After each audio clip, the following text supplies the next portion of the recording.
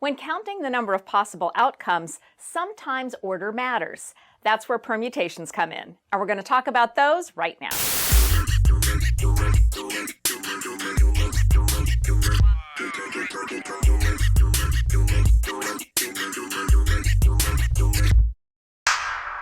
Welcome to Math Bytes. I'm Allison, and today we're talking about permutations. Does order matter? Sometimes it does. For example, the pin 5739 is different than the pin 5397. The numbers are the same, but their order makes them different pins. This is an example of permutations. A permutation is an ordered arrangement of objects, and the number of permutations of n distinct objects taken all together is n factorial. We saw an example of this in our counting principles video when we found that the number of ways that 8 people could line up was equal to 8 factorial.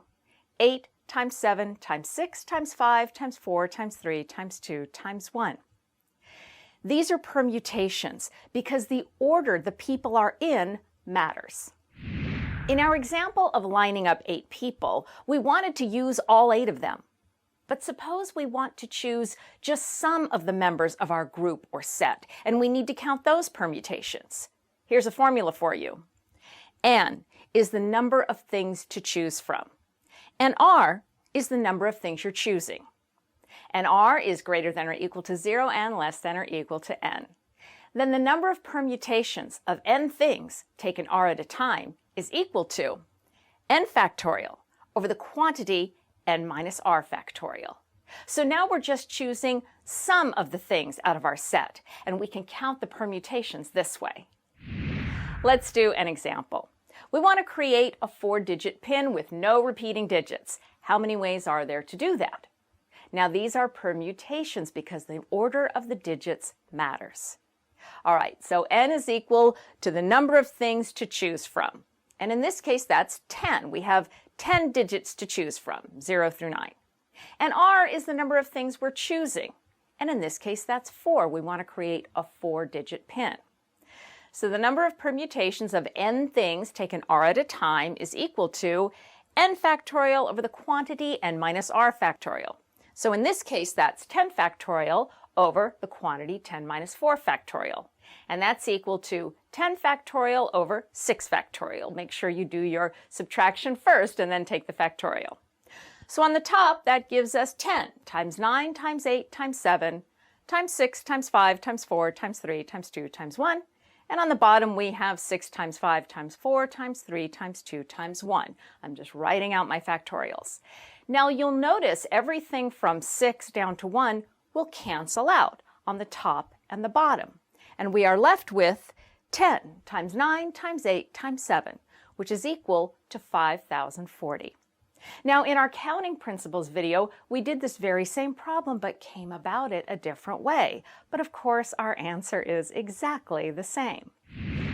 Let's do another example just to make sure the formula makes sense.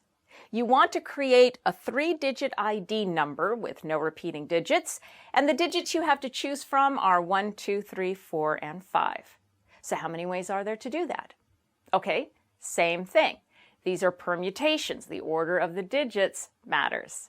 So in this case, n, the number of things we're choosing from, is 5. We have 5 digits to choose from.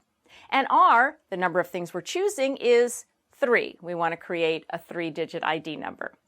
So the number of permutations of 5 things taken 3 at a time is equal to 5 factorial over quantity 5 minus 3 factorial.